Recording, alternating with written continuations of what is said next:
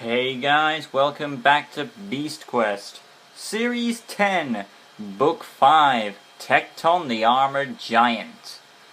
And boy is this the best book in Series 10 so far, it is. And when I say that, I mean it's best just by a slight. It's slight better than Voltrix the Octopus. And you'll see where I'll get that as I go through it. But let's go through Tecton and see how awesome this book actually is. Tom and friends reached the ice plains and exchanged some of Storm's fresh apples for furs to keep warm. After some traveling through the snow, they noticed the White Knight watching. He didn't attack. He was no doubt waiting for the right time, or he just didn't see them, of course. Soon enough, they came across a hut and had to go inside for shelter from the bitter cold. Inside was folk they had met in a previous quest in the ice plains, Albin and Brendan. They explained about the White Knight while Tom had healed him with the healing token, and that this beast was armor, and it was so thick no sword could get through it. Tom, with this knowledge to his heart, took it into account, because now he knows that the beast is armored. So, however, soon enough they mentioned a second knight, and Tom and Eleanor assumed that the last two knights had teamed up, and they were interrupted when the White Knight's vehicle burst through the small house. After a tight scuffle in the house, the vehicle soon tossed Tom out through a wall, allowing our heroes to make a quick escape. The vehicle tried to follow, but he was too big and ended getting his head stuck in the house. Tom quickly used the power of his purple jewel to cut through the stone to send the house crumbling down on the vehicle. However, wasn't so certain that it would stop the creature, so he asked if he had any place to go to be safe. They said it was okay, they would rather have their home be destroyed than their lives taken, and Brendan said they have a relative who they could live with until Brendan decided to build a new house. After checking on their animals were okay, they headed out following the footprints of the mysterious figure who had been watching them earlier, until they felt an ice storm. They all went around, Tom also using his magic shield to protect them with his bell token. However, he couldn't keep this up forever. Soon enough, the Gold Knight had appeared. It seemed he was the one always watching them from the distance. Either that, or it was the White Knight, who was very patient. Anyway, his actions indicated he wanted them to follow him. Eleanor claimed it could be a trap, but what choice did they have? They could fight him after they were in a better situation, because right now they're in an ice storm. He led them to an igloo, and Tom decided to enter alone first, just in case. However, the Golden Knight wasn't looking for a fight, as he removed his helmet, and it was Taladon, Tom's father. Tom and Eleanor were happy to see Taladon, and he explained that he was also keeping watch on Malvel, until Adro summoned him, as he believed Tom's quest had reached the stage where he needed dire help. I'm guessing Adro realized this after he chose to use his remaining power to help Tom out in the last book. So Adro sent Taladon, which was the footprints Tom and his friends had seen earlier. Tom was honored to have his father by his side. They all moved out and reached Nanook's cave, and Tom saw the White Knight had put a fire trap so that when Nanook came out, she would be trapped. I knew it would be funny if she wasn't in there, making it kind of pointless. However, actually not even. If Nanook wasn't in the cave, her home would be destroyed. Taladon explained it's birch wood, basically a wood that can keep fire burning. However, they were interrupted when Tom was attacked by an invisible attacker. Tom and the friends tried their best to fight the attacker, but it was difficult. Soon, Taladon realized that this was the White Knight. His armor made him hard to see. After a scuffle of facing the White Knight and trying to reclaim Tom's shield, the White Knight pushed Tom into the fire trap. Luckily, Taladon saved him with the powers of the golden armor. Tom demanded a fair fight, and the knight agreed, summoning his vehicle, which was still alive from the hut attack. The White Knight jumped aboard the vehicle and summoned his lance. He wanted to challenge Tom to a lance-on-lance combat. Tom gave a piece of birch wood and carved it into a spear. However, Taladon said this was his role, and he would have better experience as he isn't a more experienced knight. Plus the master of the beasts.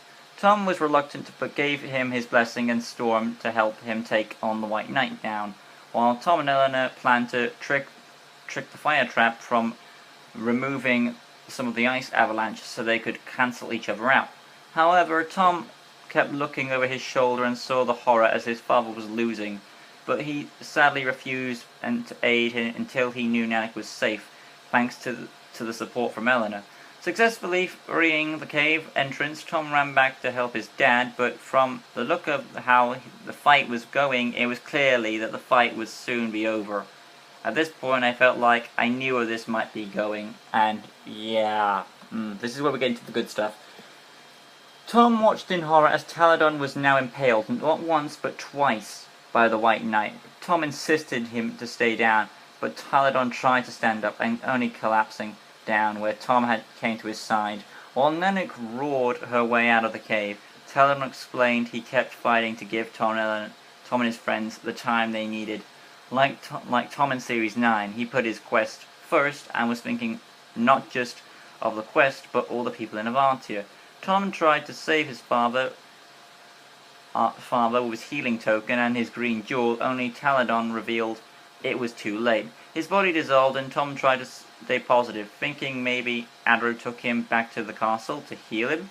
But soon enough, Tom realized he was wearing his father's armor, the golden armor, which he had helped him claim in the second Beast Quest. And once Taladon had been restored, the armor would of course return to him. If the armor was now bonded with Tom, it meant only one thing.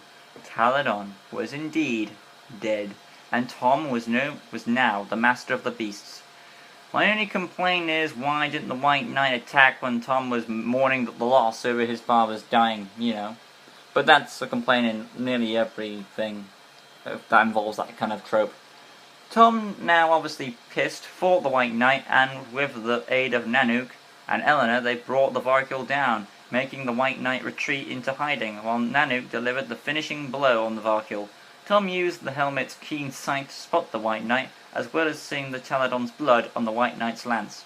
Tom raced at him as the White Knight knew it was time to do what he had to do, and he transformed into Tecton and prepared to face Tom. Before Nanook could help Tom, insisting this was about his fight, it was him who had to do this. Because, Tom insisted she didn't have to do this, and of course wanted to get his revenge, of course. Eleanor was uncertain why Tom was wearing the golden armor, but made a quick lift to the saddlebag. She had an idea what token was needed to stop Tecton, the icicle dart. After a great scuffle with Tecton, Tom went to retrieve the token and yelled as Tecton as he was ready for him. Tom gave the dart, and Tecton came in contact. He impaled him on his side. Then when Tecton came back again, a second impalement, just as his father had received too. After the dart had taken effect, the Tecton's armor slipped off and broke into pieces, reverting him back to the White Knight. Now free of the spell, Tom wasn't finished yet. He planned to kill the knight.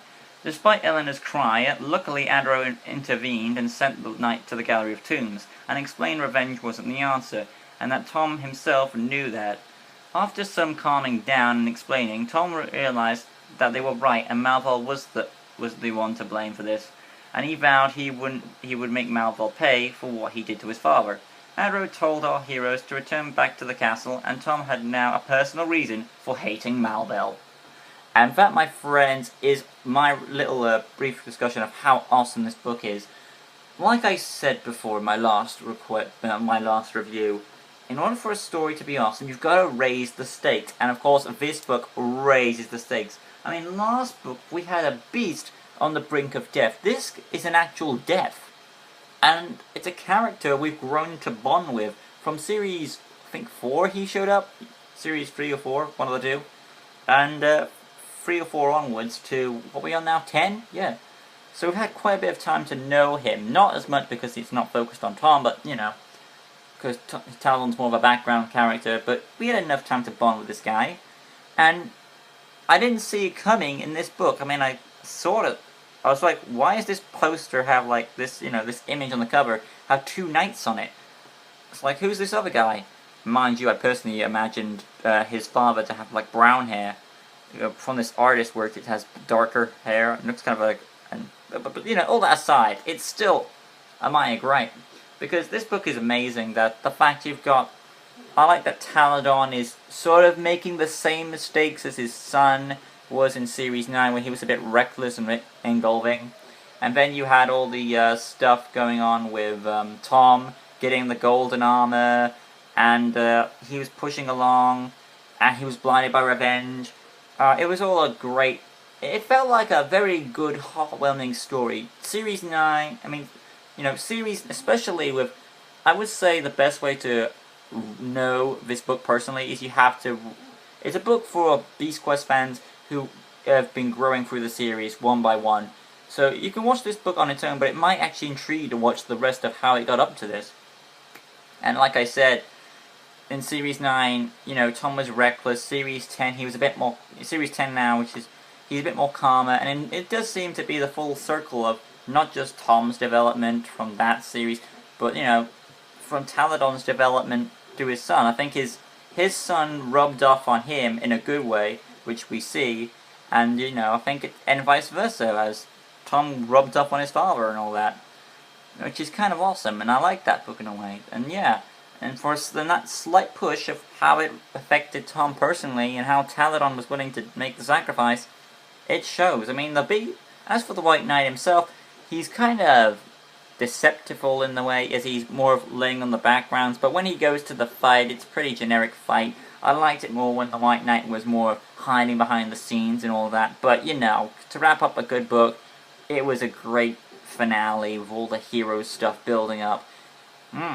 So I have to easily say Tecton, the Armoured Giant, is easily the best book in Series 10 so far, and I'm really excited to see how, because now that sort of Malvel is sort of responsible for Taladon's death, like I said with Velmal, Velmal was my favorite villain because he had a personal reason for going against Tom. He used his mother, and now we got Malvel who killed his father, so that could boost up his image.